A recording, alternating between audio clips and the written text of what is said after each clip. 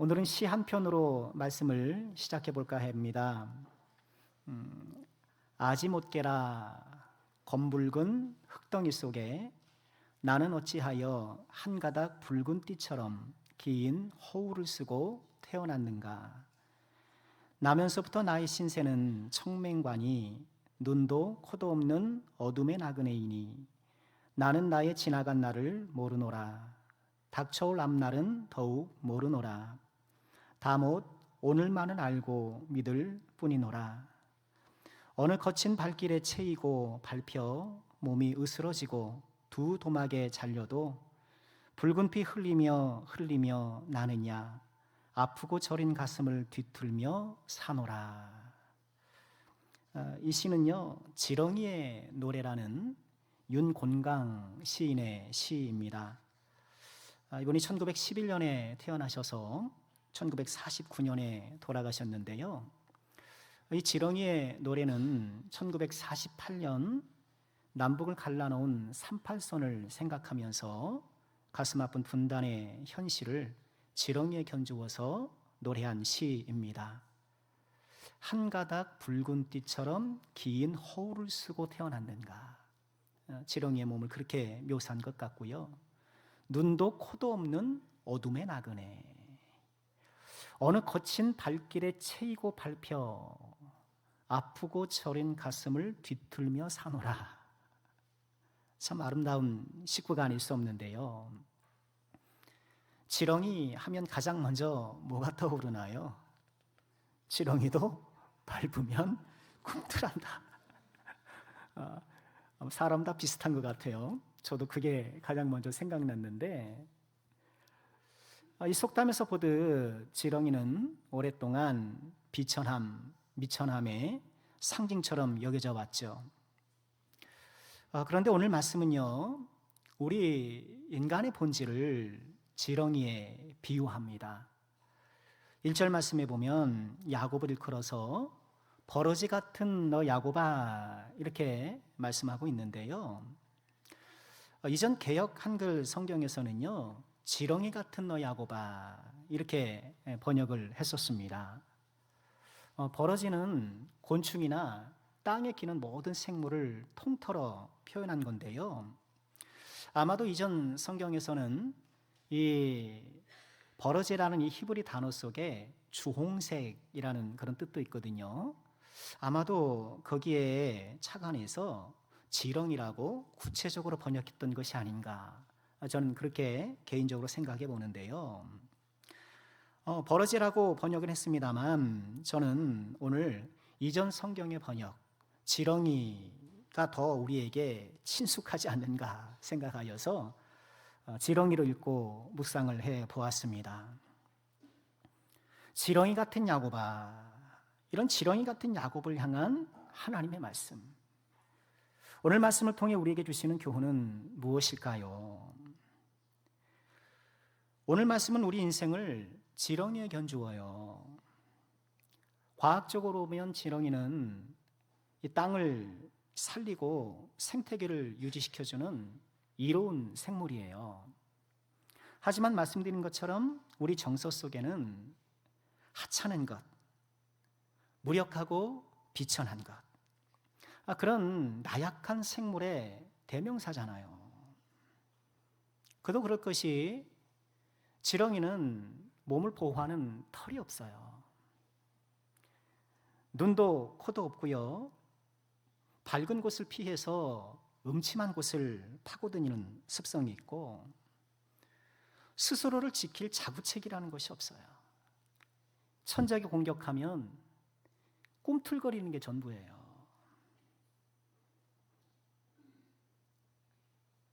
자기를 지킬 힘도 반격할 능력도 없는 연약함의 표본이죠.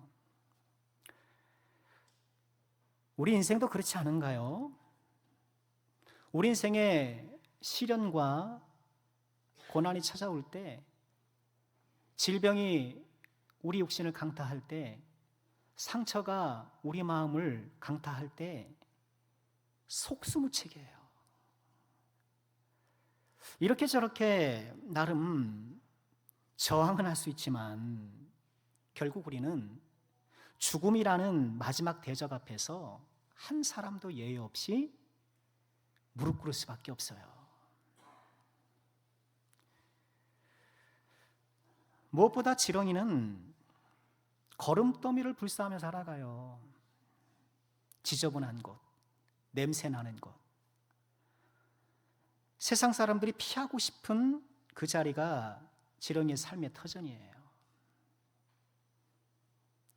우리는 다 고고한 학처럼 살고 싶잖아요.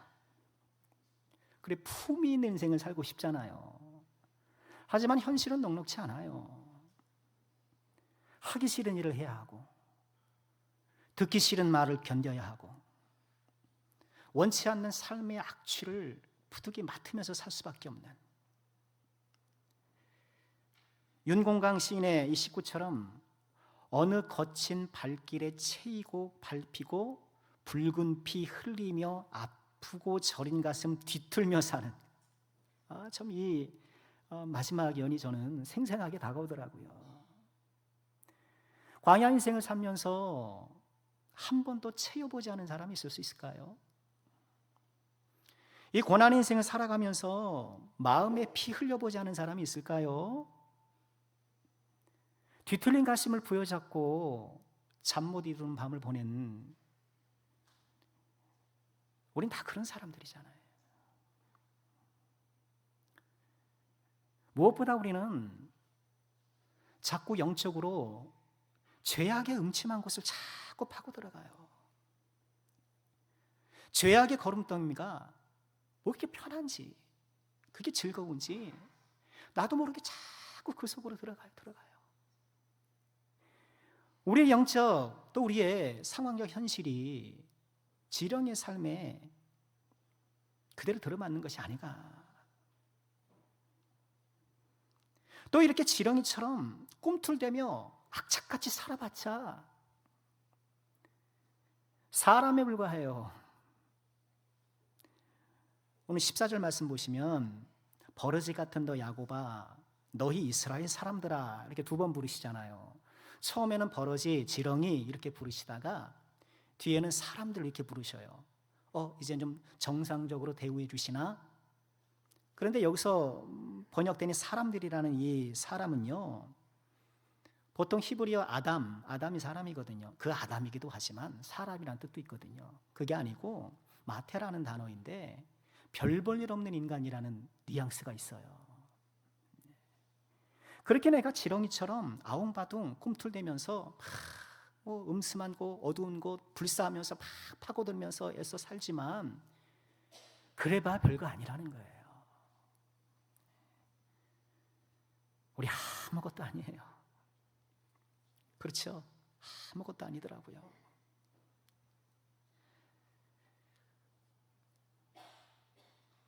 조치훈 그 바둑 기사가 했던 유명한 말 있죠. 그래봤자 바둑. 그래봤자 바둑. 뭐 바둑계를 평정했던 전설적인 인물 아닙니까? 바둑판 안에서 치열하게 싸우고 한 집 따기 위해서 아우동바동하고, 그래서 내가 이겨봤자 뭐 이 세상에 아무런 영향이 없다는 거예요. 그래봤자 바둑. 여러분, 저와 여러분들이 이 바둑밭 같은 세상 속에서 지렁이처럼 막 꿈틀꿈틀하면서 살아봤자 그래봐야 별 볼 일 없는 사람들이에요. 여러분, 저와 같은 우리 같은 이 소시민이 뭐 열심히 산다 한들 여러분 세상이 무슨 변화를 줍니까? 내가 없다 한들 세상 휘청거리나요? 3일 장례 울고 나면 아무것도 아니에요. 다 지나가는 거예요. 별 볼 일 없는 우리 인간, 그저 한순간 피었다 지는 꽃처럼, 아니 난 꽃처럼 좀 활짝 피고 싶어 이런 사람들도 얼마나 많아요. 내 인생 한 번도 활짝 펴보지 못한 채 시들어간다라고 한탄하고 속상해하는 사람이 한둘이 아니잖아요. 여러분 어떠세요? 지금껏 살아오시면서 내 인생이 한번 꽃처럼 활짝 폈어. 그런 분들이 얼마나 되실까요? 그런데 오늘 말씀은 이런 지렁이 같은, 그래봤자 별 볼 일 없는 한 인간을 지극히 사랑하시는 아버지 하나님 우리에게 소개시켜 주시는 거예요. 우리 아버지 하나님이 그런 우리를 지극히 사랑하신다는 거예요. 비계인 날 우연히 지렁이를 발견하면 아우 징그러. 짓궂은 아이들은 막대기로 희롱하고, 그런 하찮은 지렁이 같은 존재지만 우리 아버지 하나님께서 그런 우리를 지극히 사랑하신다는 거예요. 여러분, 이것이 우리의 소망 아닐까요? 사람은 사랑으로 살아요. 여러분, 사랑의 힘으로 살아가는 거 여태껏 그렇게 살아오셨어요. 부모의 사랑으로 살아왔고, 배우자의 사랑으로 살아왔고. 그런데 내 주변의 그 사랑들이 나를 잘 지켜주나요? 나를 이렇게 활짝 피도록 내 주변의 사랑들이 그렇게 걸음 노릇 해주나요? 고맙지만 그렇지는 못해요. 우리 인간은 내 주변의 사람들의 사랑도 필요하지만 아버지의 사랑이 절실한 사람들, 하나님의 사랑이 꼭 필요한 사람인 줄 믿으시길 바랍니다. 오늘 지렁이 같은 우리들에게 이 하나님의 사랑 선언은 놀라운 축복이 아닐 수 없는 거예요. 다시 14절 보실까요? 버리지 같은 너 야곱아, 너 이스라엘 사람들아, 두려워하지 말라. 나 여호와가 말하노니 내가 너를 도울 것이라. 내가 너를 돕는다. 내 구속자는 이스라엘의 거룩한 이니라. 두려워하지 말라. 내가 너를 도와줄 거야.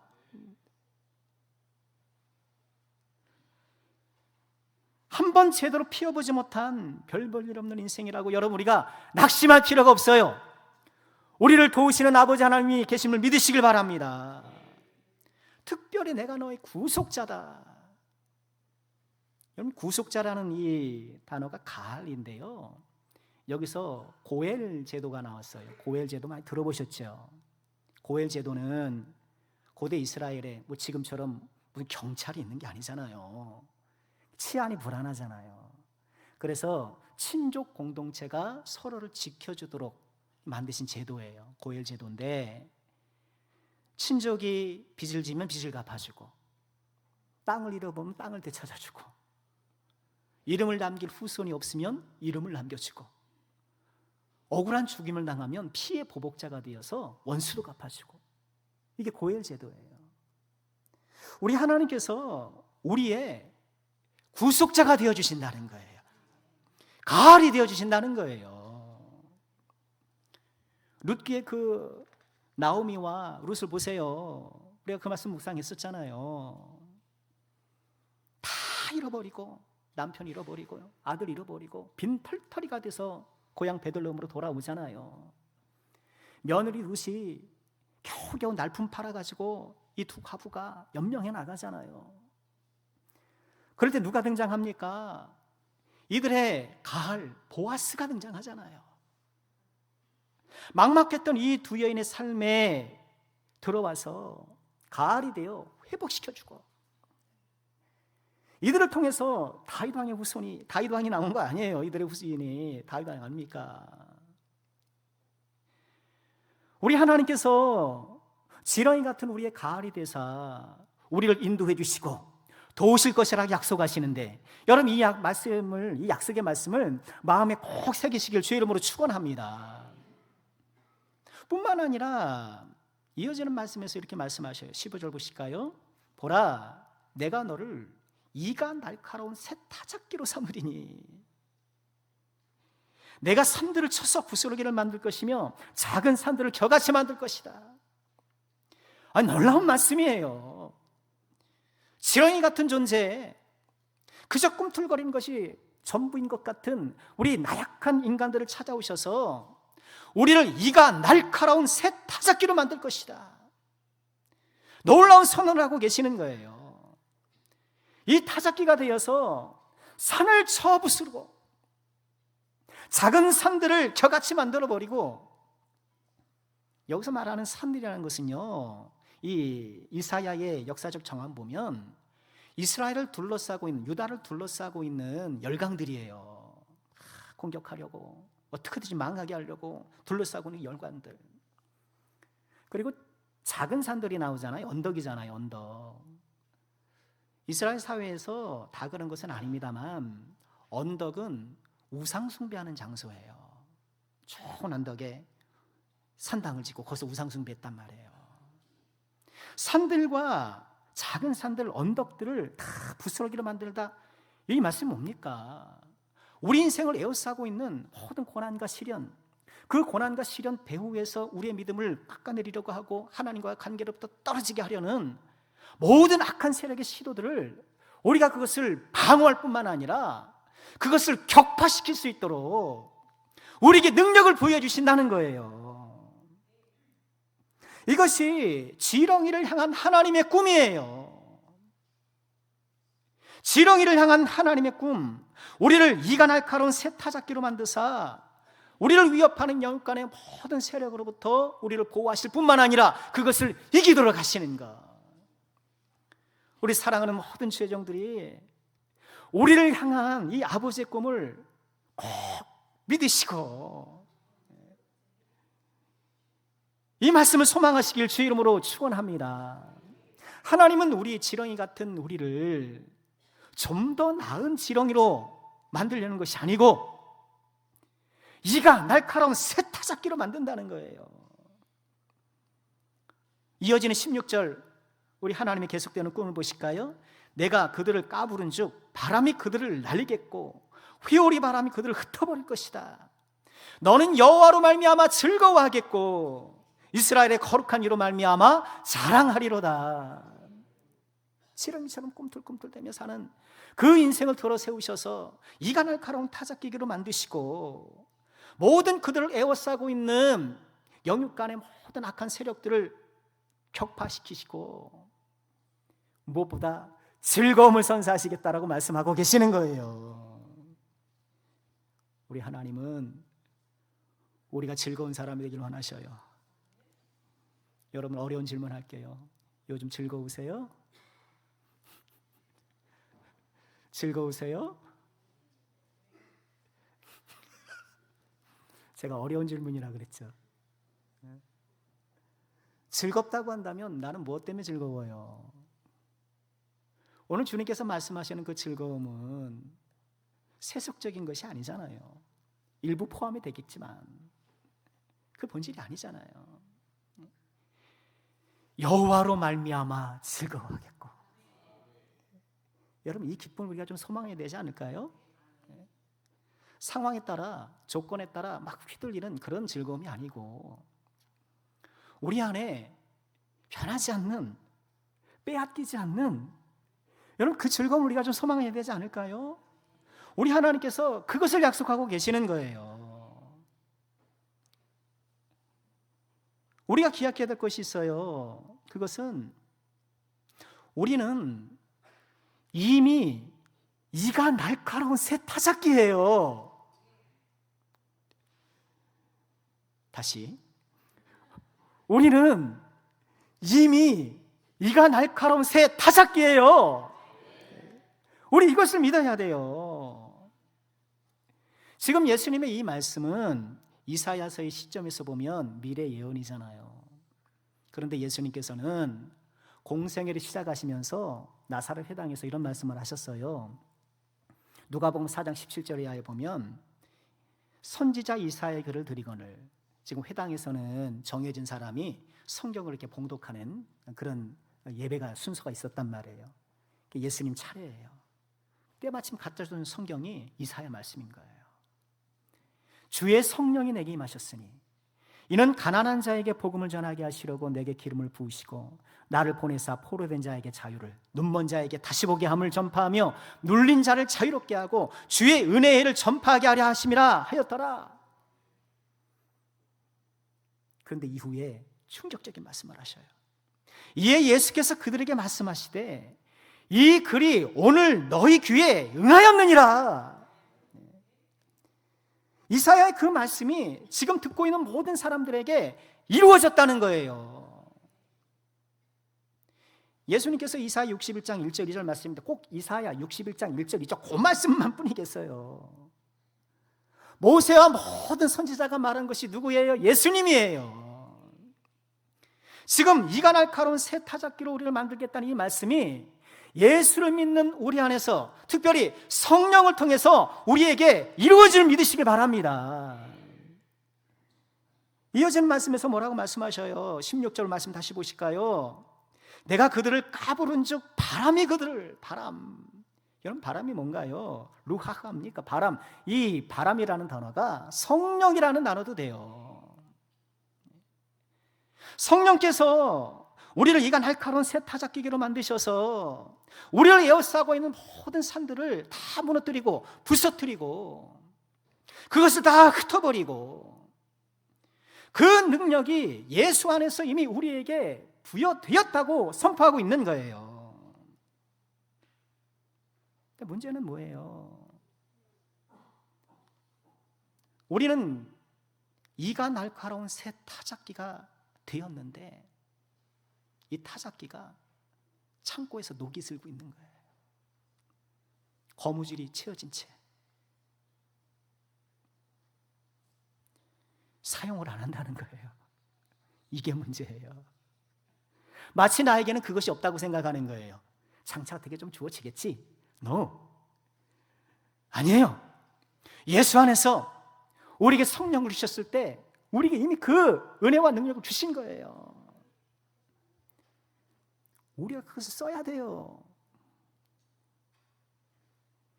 요즘 자동차가 참 잘 나오잖아요. 그렇죠? 막 크루즈 걸어놓으면 속도를 지가 줄였다 늘렸다 막 그러면서 얼마나 좋아요.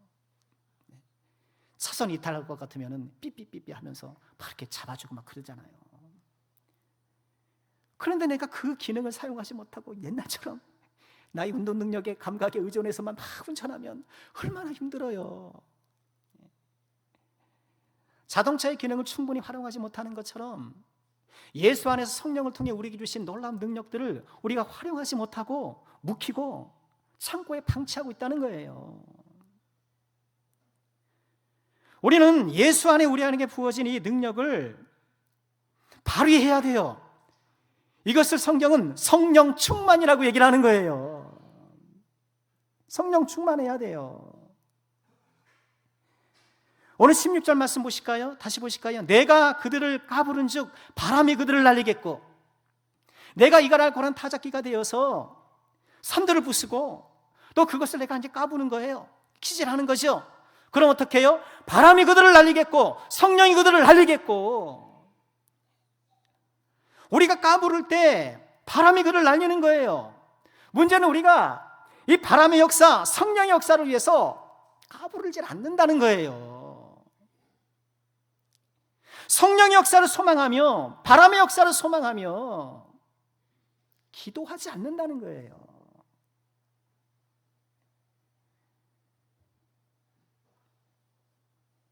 키질로 이렇게 하는 걸 까분다 그러잖아요. 근데 까분다는 말이 또 뭐가 있죠? 까부는 거겠죠. 그 까분다가 있잖아요. 그래서 일설엔 이 단어가 같은 뿌리라고 얘기하는 설도 있어요. 왜 키질을 할 때 막 손을 흔들고 막 이렇게 좀 표정들 이렇게 하면서 하잖아요. 그런 것들이 좀 우스꽝스럽게 의미가 발전해서 까분다 그렇게 의미가 발생했다라고 하는 설이 있어요. 까불어야 돼요. 우리는 거룩한 까불이가 돼야 됩니다. 마동석 영화에 그게 있잖아요. 넌 뭐야? 까불인데요. 까불고 있어. 마동석 영화에서는 그런지 모르지만 여러분은 거룩한 까불이가 돼야 돼요. 믿음의 키즈를 해야 돼요. 믿음의 타작기 노릇을 해야 돼요. 어떻게 해요? 기도해야 되는 거예요. 왜 우리가 이가 날카로운 타작기계는커녕 이가 다 빠진 낡은 타작기계처럼 살아가고 있는가? 성령의 부재, 기도의 부재예요. 왜 내 삶에 성령의 바람이 불지 않는가? 기지를 하지 않는데, 까불지 않는데 어떻게 바람이 일어나겠느냐는 거예요. 기도하지 않는데 어떻게 성령의 바람이 부냐는 거예요. 가만 보면은요, 꼭 운동해야 될 사람이 운동을 안 해요. 그렇죠? 죄송합니다만 이렇게 좀 운동이 필요한 분들이 계시잖아요. 꼭 운동이 필요한 사람들이 운동을 안 하고 운동을 격렬해요. 그런 것처럼 꼭 기도해야 되는 사람이 기도를 안 해요.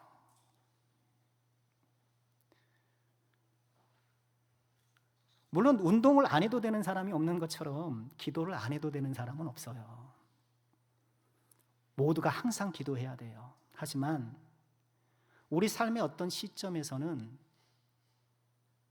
운동의 강도를 높여서 집중적으로 운동해야 될 때가 있잖아요. 그런 것처럼 집중적으로 기도해야 될 때가 있는 거예요. 근데 그 기도를 안 해요.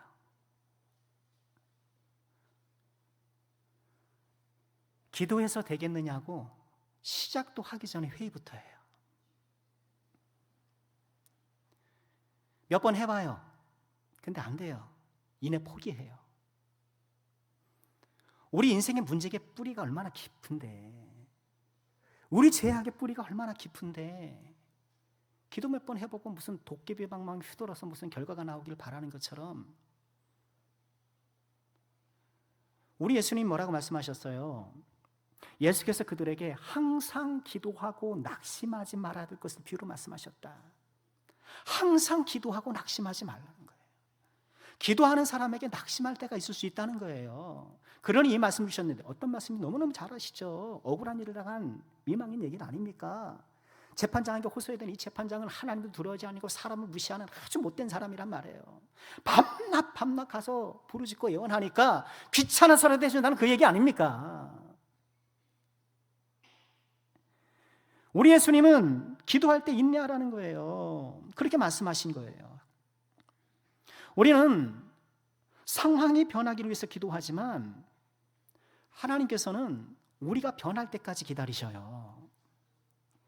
기도의 최고의 목적은 상황의 변화가 아니라 우리의 변화예요. 기도하는 자에게 주시는 최고의 축복이 우리의 변화예요. 빌립보서 4장 6절 7절 우리가 잘 아는 말씀이죠. 우리 함께 읽어볼까요? 시작. 아무것도 염려하지 말고 다만 모든 일에 기도와 간구로 너희 구할 것을 감사함으로 하나님께 아뢰라. 그리하면 모든 지각에 뛰어난 하나님의 평강이 그리스도 예수 안에서 너희 마음과 생각을 지키시리라.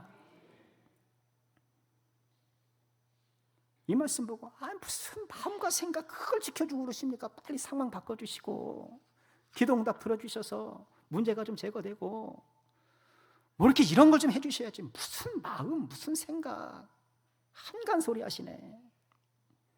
아니에요. 이게 믿음의 신비예요. 너희 마음과 생각을 지키신다. 무슨 말입니까? 우리가 달라진다는 얘기예요. 우리의 마음이 달라지고 우리의 생각이 달라지는 거예요. 우리 마음이 달라지고 우리 생각이 달라지면 상황이 달라지는 거예요. 이것이 기도의 신비이고 하나님의 역사의 과정인 거예요. 우리 사랑하는 모든 죄정들 기도의 자리에 나가시길 주의 이름으로 축원합니다. 걱정과 근심이 우리를 엄습해 올 때에 생각이 생각을 낳아서 그 생각의 미로 속에서 방황하지 마시고요. 방황하게 돼요. 자꾸 생각하면 방황하게 돼요. 그 안에서 막 출구를 못 찾고 계속 그 미래에 세매는 거예요. 마음도 깔아앉고 몸도 깔아앉고 내 삶이 쫙 가라앉는 거예요. 기도의 자리로 나가셔야 돼요. 주님 앞에 나가셔야 돼요. 예수 안에 이가 날카로운 타작기계로 우리를 만드셨음을 믿고 임 녹슬어버린 낡은 타작기계에 좀 기도의 기름칠을 하고 성령의 기름칠을 해서 우리에게 부여주신 이 놀라운 축복을 통해서 여호와로 말미암아 즐거워하는 그 기쁨을 우리가 누려야 되지 않겠습니까? 이 소망 가운데 나가는 복된 종들 꼭 되시기를 주의 이름으로 축원합니다. 말씀 마치려고 합니다. 현대그룹의 고 정주영 회장, 그분 참 어록들이 참 많잖아요. 그 가운데 하나가 자네 해봤어? 자네 해봤어? 탁상공론에 빠져있는 직원들이 이래서 안 되고요, 저래서 안 되고요, 계산이 이렇고요. 그럴 때 그런 탁상공론자들을 향해서 일갈한 거죠. 자네 해봤어? 나는 탁상공론형 믿음은 아닌가? 우리가 좀 돌아보고요, 그저 생각하고 따지고. 아니에요. 기도해봤어요? 기도해보세요. 거룩한 까불이가 되어보세요. 바람의 역사를 경험하게 될 거예요. 성령의 역사를 경험하게 될 거예요. 지렁이 같은 우리를 이가 날카로운 타작기계로 이미 만들어신 주님, 그 은혜를 기억하시길 바랍니다. 우리에게 이미 주신 그 놀라운 능력을 발휘해 보시길 바랍니다. 거룩한 까불이가 되어서 기도의 자리로 나가시길 바랍니다. 우리를 에워싸고 있는 모든 산들이, 모든 언덕들이 무너지는 놀라운 역사를 보게 될 것입니다. 이 귀한 은혜가 우리 모두 가운데 가득하기를 주님의 이름으로 축원합니다.